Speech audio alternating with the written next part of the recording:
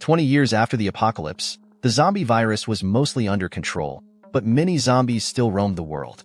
Capitalists seized this opportunity to create a unique attraction on a remote island, transforming it into a 5-star resort themed around zombies. Visitors could purchase tickets to experience real-life zombie shooting games. These two rookies were having a blast, even though their shooting skills were terrible, missing their targets entirely. But Lewis was different. He was clearly an experienced player. He handed the gun to his girlfriend, Melanie, and patiently guided her on how to aim and shoot. However, when Melanie aimed at a zombie, she hesitated, unnerved by the look in its eyes. Archer, on the other hand, was impressive. With a blank expression, he pulled the trigger, hitting his targets with deadly accuracy. Everyone was amazed by his shooting skills. As evening approached, the tour guide took the visitors to a campsite where they would spend the night. While everyone seemed to be enjoying themselves, Melanie remained worried, unable to shake off her unease. It didn't take long for things to go wrong. The control room experienced a critical failure, causing the security system to crash and releasing all the zombies. Some tourists were still outside, blissfully unaware of the impending danger. As they prepared to return to the campsite, a zombie suddenly leaped out from behind, biting one of the tourists. The others, terrified, scrambled into their cars and sped away. Zombies flooded into the entertainment areas, turning the place into a hellish nightmare as everyone frantically tried to escape.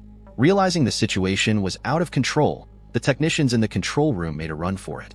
Unfortunately, they ran straight into a horde of zombies at the exit. As the undead swarmed the control room, Sadie couldn't believe her eyes. Her meticulously managed resort was now in chaos. In her shock, Sadie noticed one zombie pointing at her, angrily yelling. It seemed this zombie held a grudge. Completely unprepared for such a scenario, Sadie rushed into a nearby room, seeking shelter. She locked herself in, not caring about the fate of her employees. For the moment, she was safe. Meanwhile, Melanie was still at the campsite, completely unaware of the approaching danger. As she chatted with Valerie, she noticed Valerie's expression suddenly turned serious. Melanie turned to see a zombie. Weren't they supposed to be contained? Why was it here? Valerie, who had never killed a zombie before, hesitated to shoot. Fortunately, Archer stepped in and took down the zombie just in time.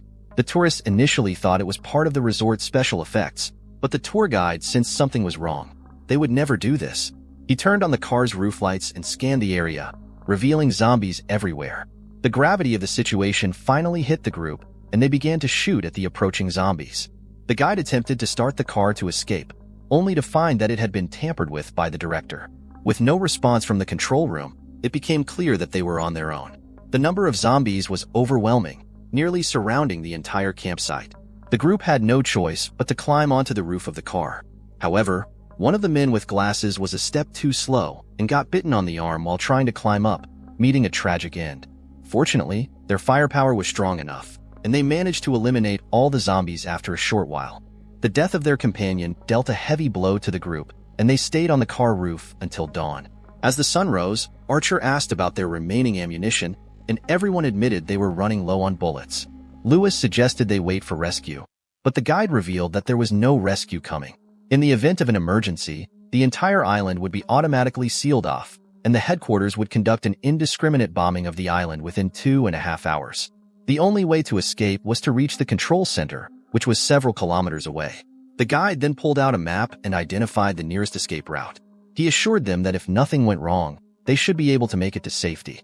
The group set off immediately and soon reached a protective fence, with a horde of zombies close behind. Archer told the others to go ahead while he and the guide stayed back to cover their retreat. As Melanie was passing through, a zombie suddenly lunged at her from inside a car, but Valerie quickly shot it, saving Melanie. Once everyone else had safely crossed, Archer followed. However, zombies were also on this side. The guide was bitten on the neck, and before anyone could react, Lewis shot him in the head. This sudden action terrified Melanie. Lewis tried to explain, but Melanie found him too ruthless.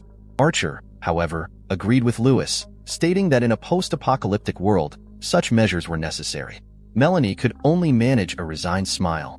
After a grueling journey, they finally reached the control center.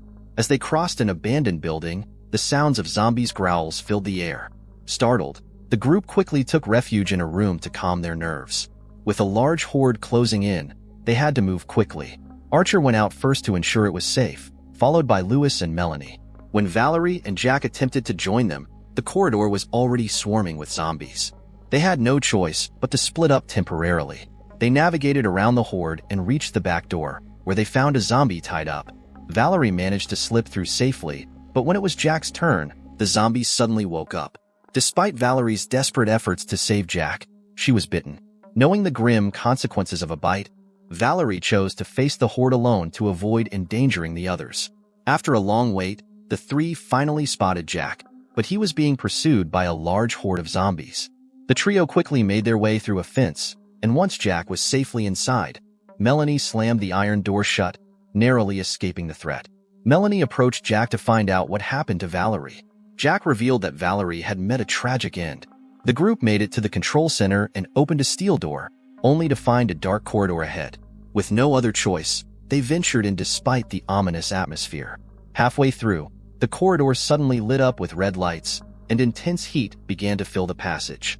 Archer, quick thinking, wrapped his hand in clothing to shield it from the heat and managed to open the hot barrier. They crossed into another room, thinking they were safe, but a zombie dropped from above and bit Jack on the jaw.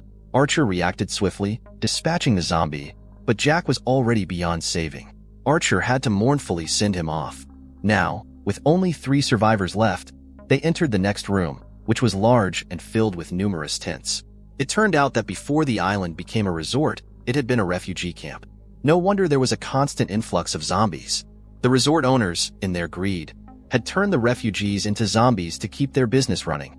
A truly heartless act. As they discussed exposing the truth, a horde of zombies suddenly emerged from the tents, forcing the trio to retreat once more. Archer attempted to close the door but was caught by the pursuing zombies. Melanie rushed to help him, but Lewis, instead of assisting, climbed up the chain and fled without a backward glance. Realizing the dire situation, Melanie finally understood Lewis's betrayal. Archer urged Melanie to escape, promising he would catch up. However, as she made her way to safety, Archer chose to stay behind. He knew he couldn't escape and told Melanie to make sure the resort's horrors were revealed to the world. He then surrendered to the zombies, resigning himself to his fate. With only 16 minutes left before the control center's explosion, Melanie, armed with a handgun, followed the directional arrows to the office area. Unfortunately, it was swarming with zombies. Just as she was about to make a run for it, Lewis appeared at the door, shutting it behind him. He quickly apologized, revealing that he had been bitten.